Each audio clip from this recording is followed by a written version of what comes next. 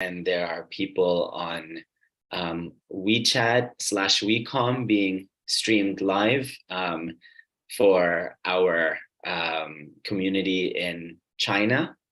And also this is being streamed live on YouTube and LinkedIn. So we're covering several platforms, several time zones. And Transcend International, our small global company, is existing in the world as it should be, I believe, right now.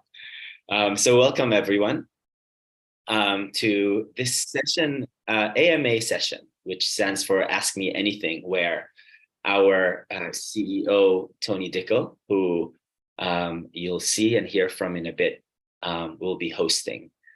We have some few questions that came in, kind of were prepared from before that people sent in as they registered, which we will answer as much as possible.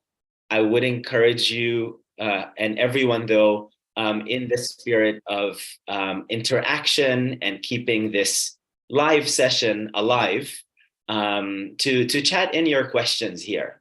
And if you would like to speak, of course, I'm happy to read your questions. Tony and I are happy to do that. But if you would like to unmute yourself at some point and ask the question live, that is a possibility. You can just private message me or raise your hand and we'll get to you. So the topics of the question we would like to assume are related to coaching and leadership, which are Tony's expertise and Transcend's expertise. And there might be some fun questions here and there. Yeah, we can begin. Let me introduce Tony. I can see he's showing right now in the screen. Hi, Tony. So I think a lot of us here know Tony, and probably many who haven't met Tony yet, virtually at least. So Tony is the founder and CEO of Transcend International. As I mentioned, our small yet global company that specializes in accredited coach training, accredited by the ICF and the EMCC, as well as coaching, which is our expertise, and organizational and leadership development programs. We work around the world. We started in Hong Kong. Tony and I are dialing in from the UK, actually, and we have presence either through our staff, but also through our alumni, a very diverse and broad alumni community around the world. Tony is also regional head of Potential Project, which is our sister company, and they're leading org in what we call mindful leadership solutions in the corporate setting. Tony's also the co-founder of the Global Institute for Supervision of Team Coaches, an expert in team coaching as well. So I'd encourage you to also ask any questions that you may have in this kind of emerging discipline of coaching. Previously, Tony has held leadership positions in the ICF, the International Coaching Federation in Hong Kong, and also the Hong Kong International Coaching Community as former president. He's also a practicing psychotherapist. What else can I add, Tony? From how I know you personally, maybe a personal fact. Probably best not. Yeah. I actually observed that Tony is quite an avid bird watcher. So we've done some walks and hikes in nature together, with his binoculars, and he has a really rich wealth of knowledge about birds. However, today I'm hoping you can share your wealth of knowledge about coaching and leadership, which is the focus of the AMA. Okay, so I'll stop there. Thank you so much, Tony, for today. And again, for the audience here that are tuning in from the different platforms and live streams, please chat in questions as we go along.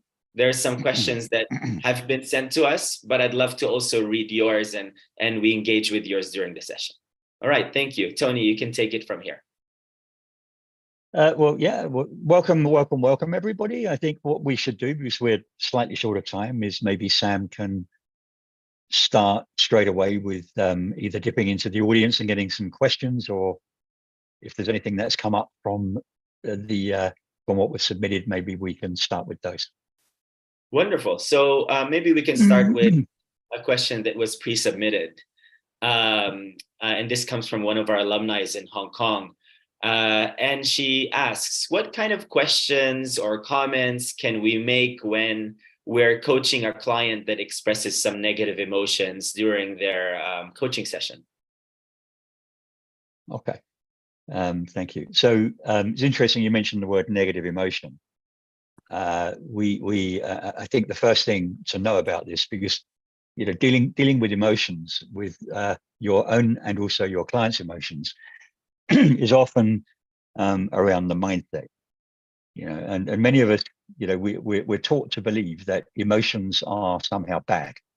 They're naughty, and that we shouldn't be expressing them, in front of others. And so what we tend to do then is we try to suppress them, which is not good. Emotions are part of our biology, and we need to allow them to be expressed. And we also need to learn why the emotion is present. What does the emotion want us to do? The emotion is there because it is calling. The emotion is there to signal that something is going on, either within us or outside us, that is important to us. It is meaningful to us in the context of our survival or in the context of our pursuit of reward. And we often say that emotions are, whilst many of us might have to-do lists and various other things that we might use to keep us on track, the thing that actually drives our behavior in what we call a moment of choice is actually an emotion. It's related to the word motion or motivation. It's that which actually causes us to do what we need to do so that we can be who we would like to be. And it can also cause us to do things which are other than that which we need to do so that we can be who we would like to be. Or it might block us. An emotion may block us from doing that which we need to do so that we can be who we would like to be. So the issue is, when faced with our own or others' emotions, the issue is just really to take a pause and ask the question, so what's going on here within me? And what is it that might be driving that which is going on? And it's very, very useful for us to know that for ourselves. And as coaches, excuse me, got a little bit of a analogy thing going on right now. So excuse me if I do cough a little bit. If it's useful for us to understand in the moment of choice what it is that is driving our emotional experience and what the emotion wants from us, and then how we should respond to that which the emotion wants from us, then as a coach, it's obviously useful, to support the client in understanding their own emotions. And so the first thing, I think, from the perspective of responding skillfully to a client's emotional expression, in a coaching session, the first thing really is to understand our own reaction to that. So there will probably be a reaction to a client's emotion. That is part of our humanity. We have this faculty called empathy, that we will tend to sort of experience ourselves that emotion which the client is experiencing, and we'll tend to want to experience that through our own, what we call, structure of interpretation, through our own lens. And we will make all kinds of assumptions about what they're experiencing, which may or may not be true, and we need to be aware of that.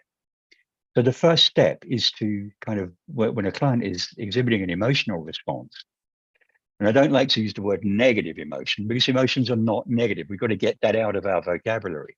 It's just an emotion. And the question is, for us, to notice what's going on with us, because what's going on with us might drive a response that we would regard as unskillful, right, in reaction to what's happening with the client. So the first thing is to just put your feet on the ground, maybe, and feel into your body and notice what's happening with you as the client is exhibiting the emotion. The second thing, of course, is to remember that coaching is really about helping or supporting a client to be aware of what is going on within them when things happen outside them. And remembering that the emotional response may be driving certain reactions, certain behaviors. And so it's really just pausing, allowing the client to fully express whatever emotion that they would like to express, and then really doing nothing for a little bit longer than you normally would like to. So by default, we would normally want to very quickly sort of interject. In the worst case, we might interrupt them. In a slightly better case, but it's still not so good, we might sort of respond too quickly after they have kind of finished. And really the thing is just to support them and be with them in their emotional experience. And pause and do nothing for longer than you probably want to. So most of us would like to take some sort of action too quickly. And in coaching, the idea is to just notice our own default reaction and then maybe just hold on to it for just a little while longer than we would normally like to. And then from there, what do we do next? You know, and it might, so there are a number of different responses that we can kind of, if you wish, give when it's time for us to say something. And it might be just simply what we call, firstly, a reflective response. So a reflective response is simply a response which demonstrates that you have heard what the client is experiencing. It might be something like, so what I'm hearing, or what I think I'm hearing. I like to use the word "what I think I'm hearing," is that you are upset about X, Y, or Z. You know. An example that you'll hear quite commonly is, oh, so it sounds like that you feel that your boss was not fair in passing you over for promotion, you know, or something like that.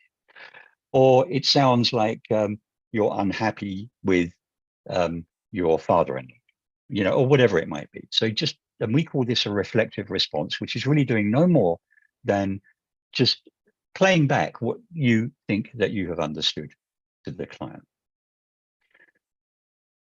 And then I would say, so that's a reflective. What that does is it demonstrates that you have kind of heard what is being said. You haven't attributed any feelings. So to say things like, well, it sounds like you're upset about this, may or may not be correct. And I've heard that, you know, when I've been supervising coaches and assessing coaches, I've heard this kind of thing go quite wrong, where a person said, oh, it sounds like you're really upset about that. When in one case, the client actually said, no, why would you think that? I'm not upset at all. But they were quite animated, you know, the client was quite animated when they gave the reaction. So it did appear that they might be upset. But you've got to be very, very careful about attributing the emotion that they're experiencing. But don't just say, just respond with a reflective comment like, but it sounds like this might be difficult for you, or something like that. And then what you might then ask, and then I would ask a question, and what would you like to do? So the question I'd like to ask that I personally like is something like, and what would you like to do with this? Okay, I'm hearing ... Where would you, you know, you're the client, where would you like to go next with this? It's a very, very important question before we start advocating, before we start asking too many other questions. Remember that coaching is about partnering. And so then the next question is, so what would you like to do with this? And this is what we call a compassionate response. But we're demonstrating interest and empathy, and we're asking the client for their opinion on where they would like to go with it. If you want to be a little bit more direct, you could say something like, and would it be useful for you to explore this further? But always say something like, would it be useful for you to explore this further? I've heard many coaches say things like, so let's explore this further. No, don't do that in coaching. Ask the client, would it be useful for them to explore this further? So there's that. So I'll just stop there. because there's a few more things that I could say about this. But before I do, I'd just like to stop and ask if there's any comment or any follow-up questions so far. Sam, you're nodding. Yeah, I am not. So you can, if there's any follow-up questions to this, please type it in the chat as well. But this person was asking, and I think it was covered in your answer, Tony, how to make more empathetic comments. What are some powerful comments or questions that we can ask in this moment, right? But what I think I'm hearing here from you, and I love that. I love this. I think I'm hearing this because sometimes when you say what I'm hearing is, it might not be so accurate what you're bouncing back to them. So what I think I'm hearing you say, it's always good to be tentative. Absolutely, yeah. Yes, yeah. It's to hear them, make space for these emotions, and then pause, allow for reflection, and at some point ask, how would they like to go from there? Which seems like a powerful comment or question in itself, right? So there's empathy and also there's kind of movement forward. Yeah, so empathic responding is just a little bit, slightly beyond what we mentioned just now, which was reflective responding, which is where we're just really playing back what we've heard from the client. And the empathic response, so we had one fairly recently where the client, this is almost verbatim, yes, it's always the same. I have to be so nice and friendly and apologetic to my in-laws. So this was a real thing that actually came up. And a great response is something like, so an empathic response, which takes it a little bit further, is something like this. It's where the coach might say, yeah, it sounds like this might be difficult for you. So you're not making any judgment. You're just purely responding to what you have heard from the client. Or you might say, yeah, I'm thinking that I can feel your frustration with this. Following up with, am I right? So always asking that question, is that right? Are you experiencing frustration with this? And that's the sort of second level that just goes beyond the reflective response into the empathic response, just playing back what you think that you're feeling. Now, if you're really being, if you want to take it to the next level, you can try, although it can be risky, you can try saying what you are experiencing as your client is sharing their emotion with you or sharing what they're sharing. And you can say things like, and I have done this from time to time, it can be quite useful. Things like, I think I'm feeling, as you explain this to me, I'm noticing that I'm feeling overwhelmed. And then you ask, and what are you feeling? Yeah. Now, what you might ask, well, why would you do that? Why would you share what you are experiencing as the client is sharing what they're experiencing? The reason why you might is because you're a human being too. And remember that your offers to your client are in service of their self-awareness. That's what they're serving. And it might be that they're not quite aware of the full experience that they have, what is the nature of their experience. And sometimes your offer, if it's done without attachment, and it is your feeling, it's not that you're saying that you are feeling, you're not saying to the client, oh, I can see that you're feeling frustrated. What you're saying is, I'm noticing that I'm beginning to feel a little bit overwhelmed or frustrated as you're sharing this with me. What are you experiencing? And that's called using the self, or using yourself as a coaching instrument. Yeah, I love that. Yeah. All right. So Tony, let's shift here to, there's a question that came in live on the chat. So from the world of emotions, we're diving into the world of rationalized corporate environments. So, and maybe they're not mutually exclusive. So the question here, it's a setup. The other day I talked to an executive and he said his observation is many of his first line managers are technically savvy, but they are bad leaders. We have, and I'm just reading the question here as it is. We have already sent them to one-on-one coaching, but the money was spent and nothing has changed. They have lived to a certain age and it seems no way can they improve in the capacity of being a people leader. So the question here is, what can we do with them, or I guess in this situation? Thank you for that question, by the way, YK. So it sounds like it's about somebody who, they've been on coaching, they've been on a coaching program, and they haven't changed, and the organization is beginning to, the organization is beginning to give up on them in a way. So I think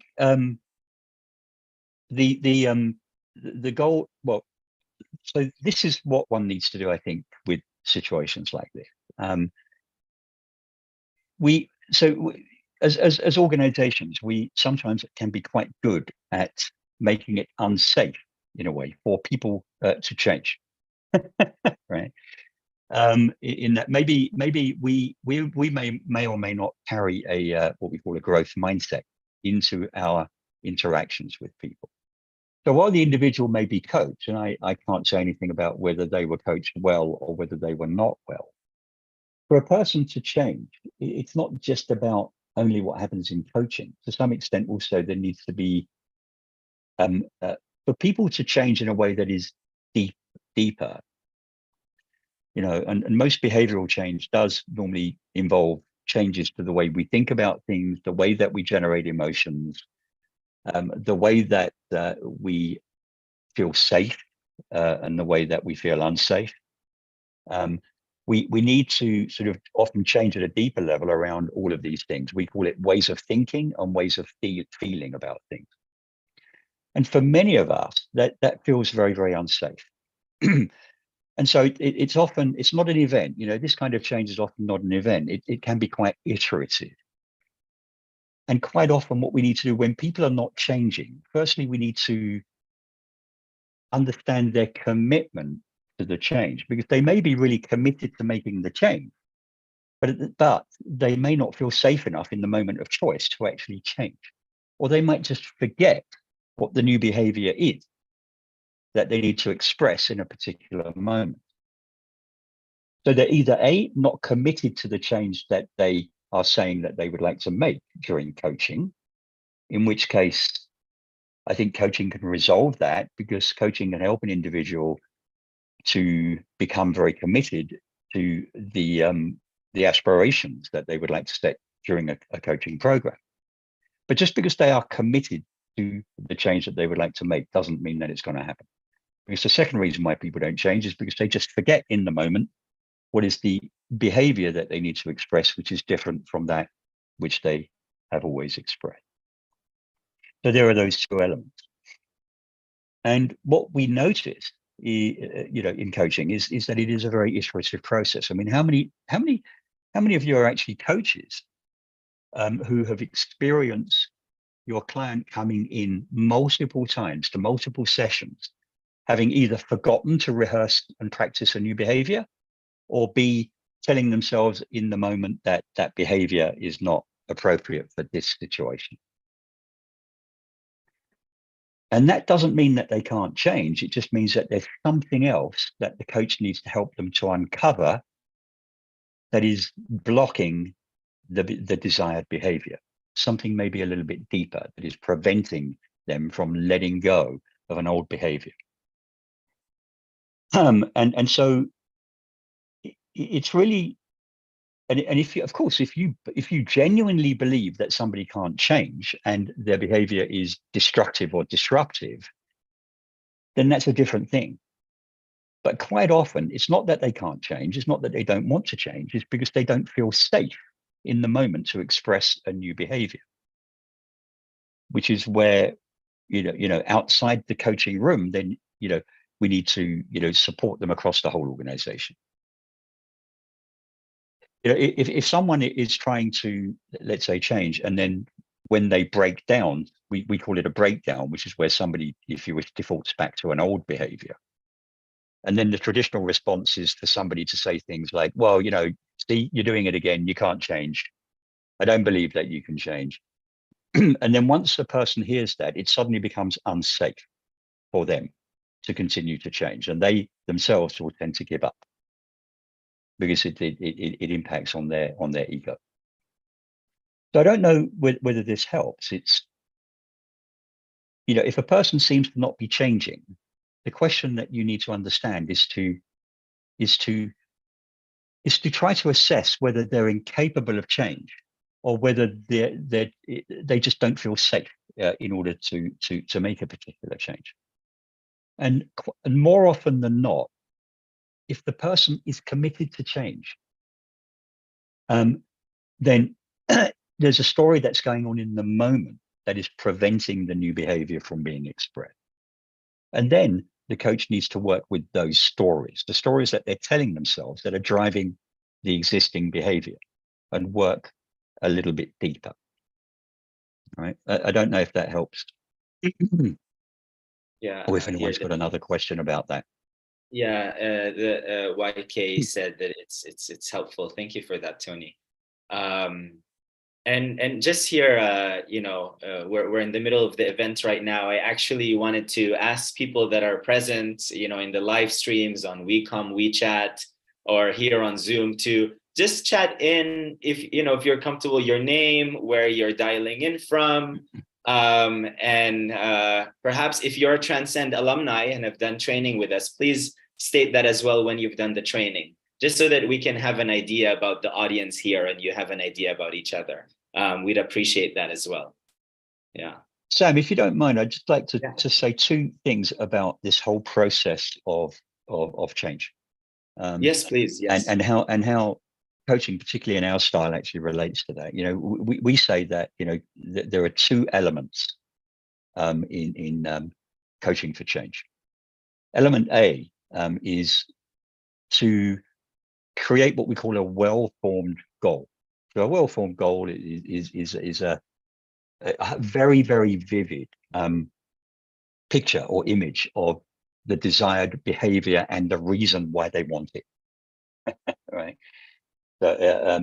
So we say that a well-formed goal is very specific. It sits inside a context.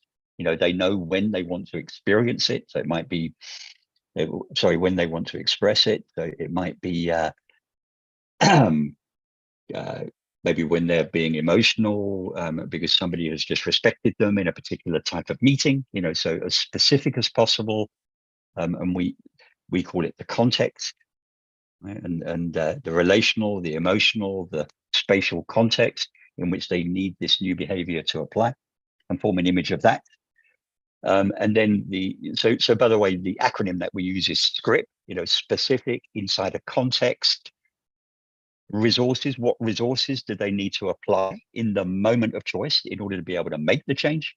Where those resources can come from their mindset, from their skills, knowledge, and experience, from organizational systems and processes, or from their relationships. So there's 4 sort of domains of these resources that one needs to remember in the moment that they have, or what might get in the way. So it's the same 4 quadrants, but the interference that might, get in the way in that moment, and how they're going to work with that interference in that moment. They need to remember all of those things in the moment where they're being called on to express an alternative behavior from that which is the default behavior for them. And so that's the R for resources. And then I, impact, is extremely important. Impact is, what is it going to mean for you and for others when this change happens? And what is the emotional component? How is it going to feel for you if you're able to make this change? So that's what, as I mentioned earlier on, the rubber meets the road with emotions. They're what drive us. So it would be lovely if we could predict the emotion that we're going to feel when we're able to bring our best into a particular situation, which often means changing a particular behavior. And that's and the other thing that I really like in impact is really the answer to the question, and what is it that I'm going to need to let go of in order to be able to make this change in the moment? So there's often some story that is running with us that we need to sort of trust. It's another big word in coaching, trust. We need to trust that the story that is driving our old behavior is actually not true. The story that is designed to keep us emotionally safe, that is driving our existing behavior, that story is actually the story of safety that we're telling ourselves. Oh, this is unsafe for me to change because ... Well, actually, believing that story is actually more dangerous than the consequence of letting the story go. And that's about impact. And the final one is P, and that really just relates to possibility. Is this actually doable?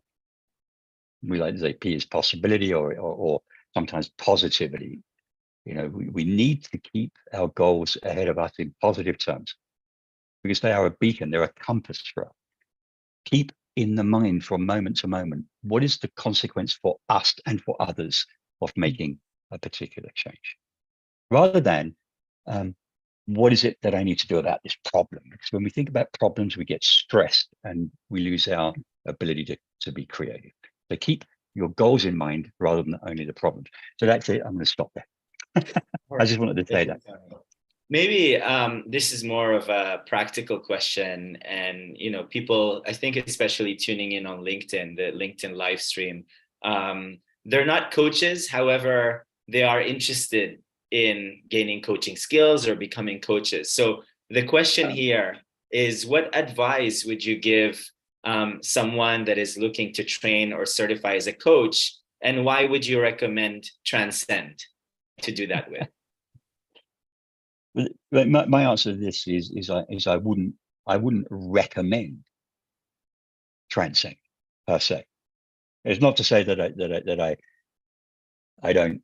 I personally do believe that every human being on the planet should learn how to be a coach. And of course, I do have a bias around Transcend coaching, of course, as you would expect. But what an individual needs to do is what is right for them. And so what I can say is what it is about Transcend. Learning coaching skills, and particularly the way that we teach it, will, of course, will potentially change lives. And we do get reports quite regularly from our alumni, and there may be some on this, here tonight, who say to us, I learned a lot of great coaching skills, but it's changed everything about the way that I approach almost everything. It's changed my It's changed my relationships with my family, with my team members, with my bosses, with my peers. It's changed how I approach difficulty myself, and it's been a very transformational experience for me. Having said that, that's not to say that everybody wants to have that transformational experience. Of course, what we would say is that if you would like to help, or if you, I don't like to use the word help. We're not helping people, we're supporting people as they strive to be at their best and to meet and achieve their goals and meet their aspirations. And in order for that to happen, the work that needs to be done is often work on you. Like to support clients to be able to do this, you need to some extent to have been on that journey yourself. You need to know what it feels like to change at a slightly deeper level and believe that it's possible to do so. Because even simple behavioral changes normally require a shift in our moment by moment emotional experience that is driving our existing behavior. So we need to change how we're creating the drive to change behavior in the moment. And that often comes from the ways that we think about things and the ways that we feel about things. And then underneath that, the way that we are, we call it the way of being. And the way of being being the reason why we think and feel about certain things in certain contexts, what's underneath it all. And sometimes we need to go all the way through from the behavior in the moment, down through our competencies, our skills, knowledge, and experience, all the way through to what is the thought, what is it that we need to be thinking, and what is it that we need to be feeling in this particular context. And then underneath that, we might need to even explore, what is it that causes me to think and feel these things just because this happened?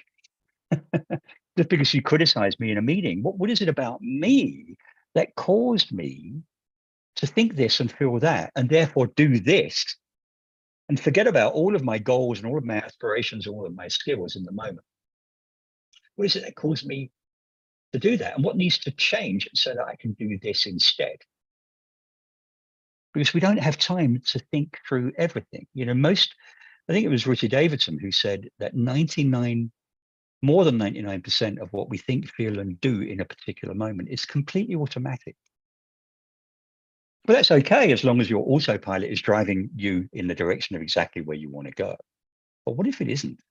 Not so simple to change things which are really being driven by automatic, somewhat subconscious processes. We often need to bring the subconscious into the conscious domain so that we can then work with it in the moment of choice. So, and that's what we do. Our style of coaching is often to work, obviously we're working on what we call the performance of a manifest behavior. But what we often find is that we need to go deeper. And this is our wheelhouse, is actually working more deeply with an individual that needs to change a particular behavior. Because otherwise, as I think somebody mentioned earlier, YK, I think mentioned earlier, people don't change very easily. We really need to support or to help them to create the causes and conditions where change can occur. Sorry, I'm a bit long-winded, but I'm pretty passionate about this topic, as you can imagine. Yeah. Well, look, Tony, this is in a way, can be a follow-up question. This is one of the things that came in offline. Because I know a lot of people that are joining the Transcend training. Some of them probably don't end up being coaches, but they're professionals in corporate environments, let's say, and are now using coaching in the workplace. So this simply, the question was, so how do you do it in the workplace? Like a lot of what you're talking about really goes super deep, and in the workplace, it can be very instant, very transactional. How do you apply all this in the workplace? And maybe at some point we can answer Ted's question here. He raised his hand. Yeah. Well, firstly, we need to sort of understand that coaching in the workplace, it is different, and it's quite difficult. And it needs to be, so coaching in the workplace needs to be, if you wish, done within a surrounding environment where the organization and its people are partnering together in service of the growth and the development of the organization and its people, so that there is this partnership. And that the organization knows that change is hard, and needs to be in an environment of what we call psychological safety. So organizational change happens where people feel safe to make changes. And people feel safe to make changes where they're not feeling that they need to hide their vulnerabilities, to hide their, if you wish, weaknesses. We don't like the word weaknesses, of course, but you know what I mean, to hide their developmental opportunities, to have people pointing the fingers of blame so that they feel motivated to make excuses and deny their vulnerabilities. And so what we need to, in organizations, coaching works best when it is being done in that surrounding environment. Otherwise, there may be great things happening in the coaching room, but when the person leaves the coaching room and goes out into the real world and tries to experiment with different behavior, and then you've got people sort of looking at them like this, it's very discouraging. It's difficult enough as it is. We really need to do everything possible as corporate leaders to partner with our people to serve what we call organizational and individual. We use the word flourishing, where flourishing means this, in this context. It means the emotion that arises when we know that we're able to apply our best to difficult situations, when we know that we can handle things, including our own, I like to use the word difficult as opposed to negative, difficult emotions. To use our difficult emotions as an opportunity to learn from the emotion, and learn from what it is that the emotion is blocking. What are our goals? What is it that we're driving at? And also learn from others' emotions. And so we need to approach them. We need to help people to approach their ways of feeling unsafe and resolve them in a compassionate environment going forward. So that's the first thing about organizational coaching. It needs to be in this kind of surrounding environment of what we call compassion. Compassion simply means understanding that we're all human and we've all got our stuff. If we hide that away, it's still going to be there. If we suppress it, it doesn't stop it being there, and it gets in the way. So bring it out and help the individual to grow through it. The second thing is that just getting more technical about that. If we're going to be coaching organizationally, I think that the thing, firstly, the people who are doing the coaching probably, it's good to use coaching skills as a line manager, but if you're having a coaching program internally, it's good to have coaches that are not working with their own direct reports. So they may be working with other people in the company. Now, I'm not sure if this is the target of the question, about organizational coaching. How do you do it? I think was the question. But there's the thing about the surrounding environment is one big area. But in terms of the execution of organizational coaching, this can be quite difficult. And the program, I would always say that organizational coaches that are working internally, internal coaches, there's one thing that they really must have is what we call supervision. There's been quite a lot of research that's been done on organizational coaching recently. And one of the critical success factors for organizational coaching to be more effective is where the organization has a coaching supervision program. And generally then that supervision should be by, the supervision should be done with external supervisors rather than internal supervisors. Right. So I don't know if this sort of answers the question, Sam, at all. Yeah. I think it does. I mean, for the person who asked this question, they can follow up. But I think Ted here raised his hand. I don't know if it was a follow-up to this or a new question. Ted, feel free to unmute. And okay. Hi, Ted. Hey, Sam. Thanks. Hey, Tony. Long time no see. So my question is actually a follow-up to YK's question. So YK's question is basically, you have a coach or coachees or more.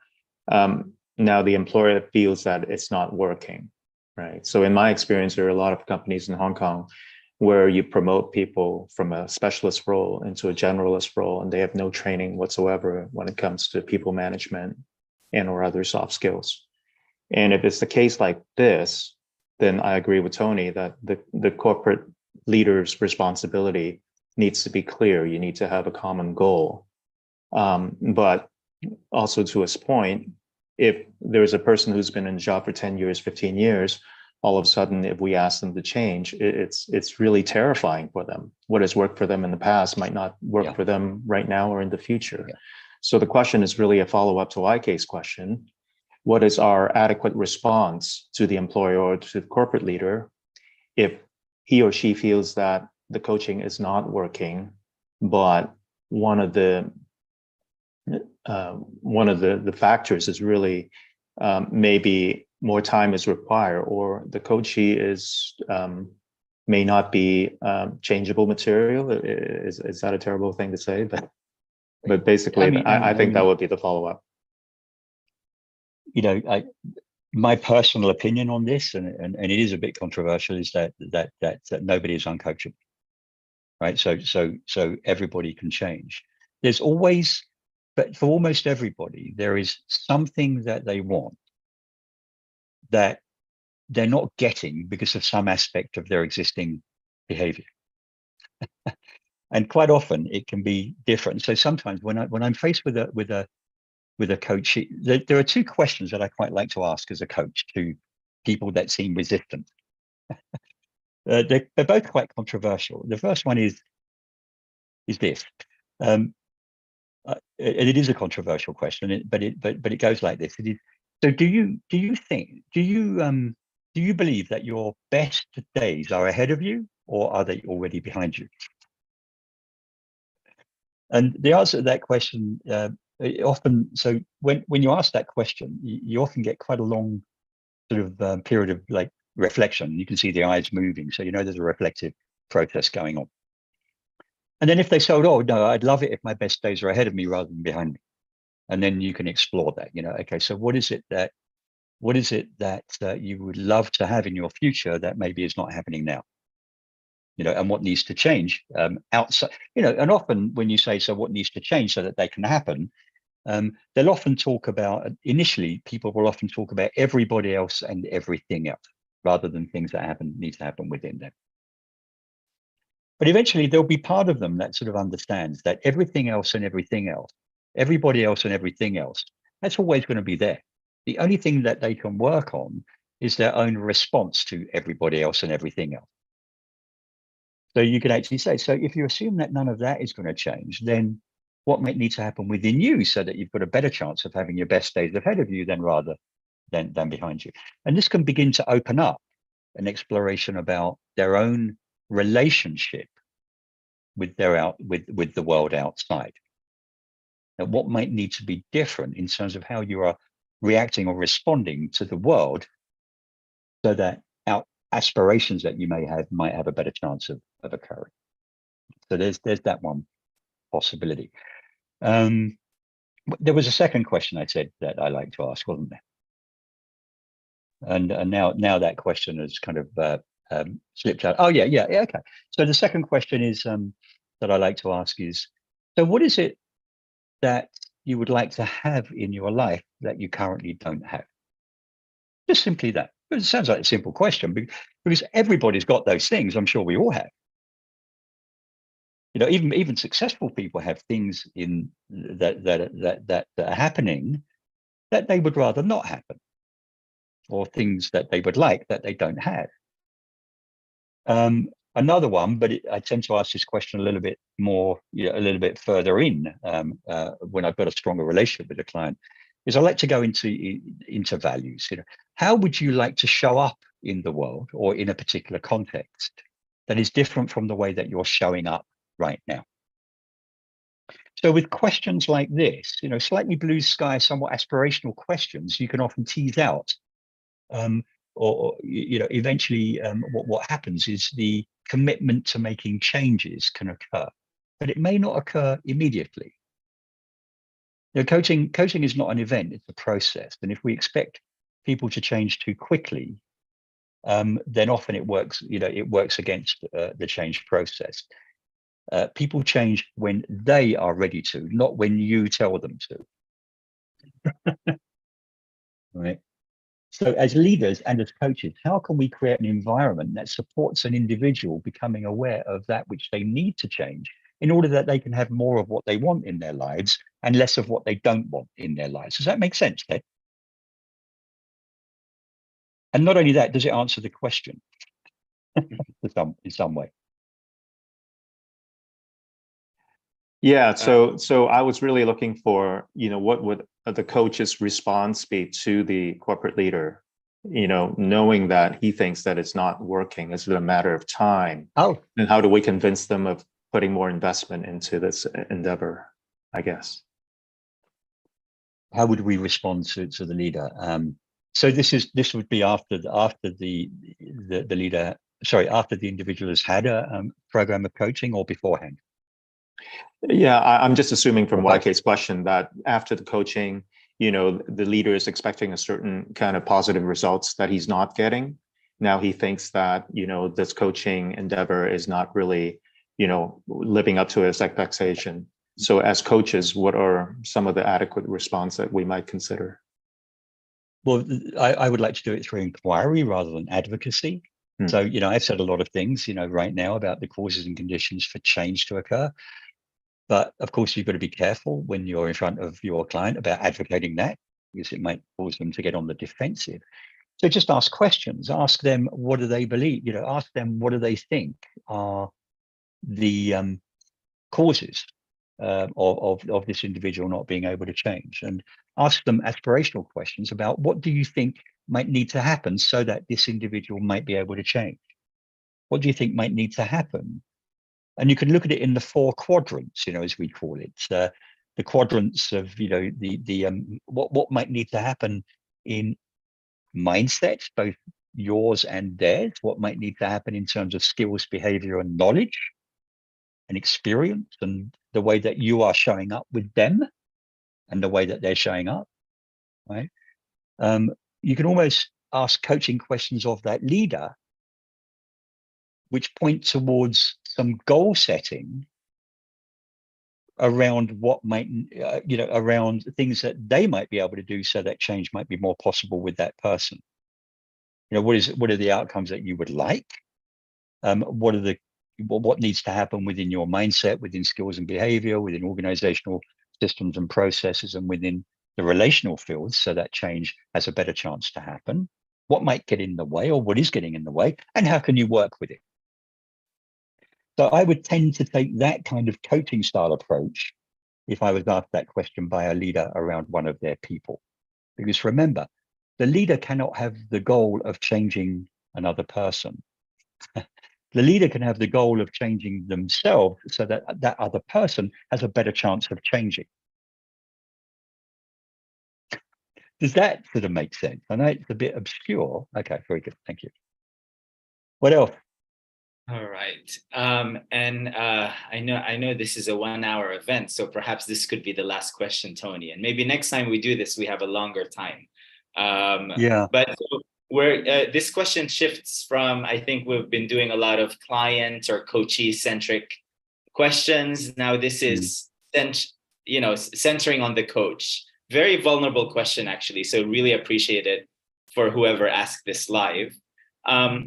Here it goes. When working with limiting beliefs of a coach, I sometimes experience imposter syndrome, as I'm aware there are limiting beliefs in me that I'm yet to fully overcome. Any suggestions on this condition, which is, I guess, an imposter syndrome or limiting beliefs of the coach themselves? Here I can maybe. This is quite hard. Because, yeah. Okay. Put it into the chat. And the reason why I paused before I answer this question is because there's 1,000 different types of limiting beliefs that can impede us as we go forward with any kind of goal, as we move to any goal. I'm thinking, though, that in coaching, the limiting beliefs of coaches are often related to the fact that the individual believes that they need to do work in order that the person changes. And we often say that, one of the most common thing that I say to coaches that I'm listening to in either supervision or examination or whatever it might be, is that, it sounds to me that you're trying to do too much work. You are taking too much responsibility for the growth and the change of the client. In a way, coaching, if you break coaching down into its elements, it's very, very simple. It's really noticing, helping supporting a client to become aware of what they really care about in a particular moment. So when they go off track, when they go into, long-winded answers to a simple question, things like many coaches think, oh my God, I've got to track all of this. I don't have the subject matter expertise. I can't remember what they've said here. And they don't, and then that creates agitation. And then they tell themselves stories about how effective they are in coaching, when actually all perhaps that they need to do is to ask a question like, okay, so you said quite a lot of things here. And what's important for you about what you've just said? Rather than trying to summarize it and paraphrase it and add value and do all of those things, driven by your own need to add something, to be the cleverest person in the room, to be a great coach, to look good in front of your client. All of those needs have got nothing to do with your effectiveness as a coach. All you do is you just keep calm, you keep steady, you put your feet on the ground, you take a couple of breaths, and you ask yourself, so what is wise now? And I find that quite often the wise response is simply to ask the question, something like, so what are you learning from what you've just said? Or what's happening right now with you as you express this? And let them do the work. And then when they tell you what's happening with them, you can ask them, okay, and what are you learning about your situation? What are you learning about what you care about most in this type of context? And leave it to them to come up with the answer. And then when they do, then you ask, okay, so what are you going to do with that? And where would you like to go next? So just keep riding the client, riding the client's language, what they offer, rather than trying to think too much through what is the most clever question now. And I think if you just keep it simple and remember that the role of a coach is really to support the client to do two things, and to do this moment by moment, to help the client to keep their attention focused on two things. What do I care about most right now? And that's the first thing. And secondly, how am I going to notice? How am I going to notice when my attention has wandered off somewhere else from that which I really care about right now? I've forgotten my goals. I've forgotten my aspirations. I've been distracted. And really the coach is just asking again and again and again, so what's happening now? What's happening now with you? What are you caring about most right now? And how does that relate to what we said earlier on? How does that relate to what you told me that? And you don't even have to ask. So, a lot of schools teachers, and we teach this also on our sort of foundational programs, to ask questions like, so how does that relate to our original goal? That classic coaching question. Sometimes you don't even have to do that. You just say, okay, so what's happening now? And they will remember themselves. The idea is to kind of support the client to build their own competency of what we call self-remembering. And if you keep reminding them what they told you that they care about, then you're not supporting them to build their own competency of self-remembering, being able to bring themselves back again and again and again to what needs to be the object of their attention so that they can progress their goals. So if you just remember that basic thing, just helping the client, I'm going to use the word helping because it's easier, helping the client to bring their attention back again and again and again to what they say they most care about, and helping them to notice when it's gone somewhere else. And what are they learning from that? What are they learning about themselves? And that will help them to work out what skills they need to learn in order to be able to meet that challenge. Who was it that asked that question? And so if you remembering this simple thing that excellent coaching is really about supporting a client to be able to manage their attention, keeping it on track again and again and again. If you remember that, there's no room for imposter syndrome, because you know what? It is simple, not easy, simple. The reason why it's not easy is because we have all of our emotions that are telling us things like, oh my God, I'm an imposter. But if you can step back from that and ask yourself, what am I really doing here? Then hopefully it will help you to work through that. Okay, I'll stop. Thank you. Thank you, Tony. And thank you, everyone. I think it's time. We will share this recording with everyone. And I know not everyone here, especially people that are tuning in the live streams, WeChat, WeCom, YouTube, LinkedIn, you might not be on our mailing lists where we're sending the recording. So if that's not the case, feel free to message us in any of the channels available to you, or there's a link here on the screen, as you can see, transcendinternational.com/webinar. You can put your details there and we will send you this recording. Thank you so much, Tony, for this very insightful session. And everyone else has questions. I hope it was a little bit useful for people. Thank you very much. Thanks for being here, everybody. Goodbye. So have a great day or a great night as well. Bye-bye. Thank you both.